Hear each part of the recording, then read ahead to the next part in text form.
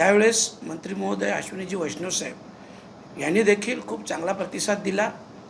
महाराष्ट्र शासनाबरोबर माननीय मुख्यमंत्री देवेंद्र फडणवीस साहेब यांच्याशीही त्यांची चर्चा चालू असल्याचं त्यांनी सांगितलं आणि मी देखील मधल्या काळात माननीय मुख्यमंत्री देवेंद्र फडणवीस साहेबांना भेटलो होतो।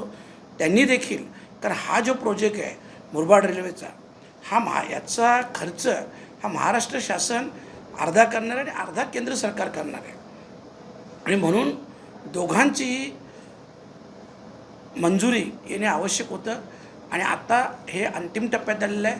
त्या दिवशी स्वतः अश्विनी वैष्णव साहेब बोलले की येत्या काही महिन्यातच म्हणजे 3 ते 4 महिन्यात याच बजेटमध्ये या कामाला मान्यता मिळवून देईल अशा प्रकारचं त्यांनी मला आश्वस्त केलेलं आहे।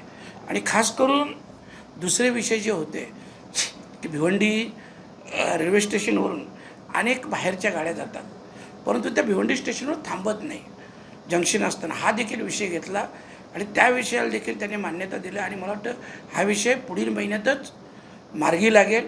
कारण त्याच्यातून काहीतरी 7 गाड्या आहेत, 7मधून 3 गाड्यांचं तर त्यांनी त्वरित माहिती घेतली आणि त्या 3 गाड्यांचा थांबा हा पुढच्या महिन्यापासून चालू होईल।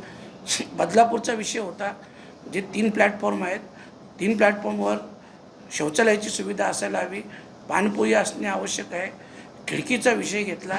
त्या विषयाला देखील अनुसरून आता सध्या GMची जागा खाली आहे, कारण जे GM होते ते धर्मवीर मीनासाहेब यांचं अपघाती निधन झालं। ती जागा खाली असल्यामुळे येत्या 10-15 दिवसात ती जागा भरली जाईल आणि ती जागा भरल्यानंतर स्वतः मंत्री महोदयांनी सांगितलं का अधिवेशन संपल्यानंतर मुंबईला GM साहेबांसोबत मीटिंग होईल आणि सगळ्यात लोकसभा मतदारसंघातील जेही विषय असतील ते सगळे विषय हाताळले जातील आणि मार्गी लावले जातील। आणि खास करून या माध्यमातून मी आदरणीय मंत्री महोदयांचं आभार देखील व्यक्त केलं, कारण बुलेट ट्रेनसारखा एवढा मोठा प्रोजेक्ट ज्याला अंडरपास मिळणं भरोडीच्या इथे शक्य नव्हता, जिथं बुलेट ट्रेनचं कारशेड बनतो आहे, परंतु ज्यावेळेस ही सगळी परिस्थिती मी माननीय मंत्री महोदयांना विस्तृतपणे सांगितली, कारण सुरे असेल, भरोडी असेल, या गावात 4थीपर्यंत शाळा आहेत, 5वीला अंजूरला यायला लागतं आणि मेट्रो बुलेट ट्रेनच्या कारशेडमुळं हा साधारणतः 3.5-4 किलोमीटर अंतर वाढायचं आणि हे सगळं सांगितल्यानंतर त्यांनी देखील पॉझिटिव्हली घेऊन तशा सूचना दिल्या। MDने देखील तशा सूचना देऊन त्यांच्याकडून मान्यता मिळाली आहे आणि आता ही प्रोसिजर चालू आहे, ते देखील होईल।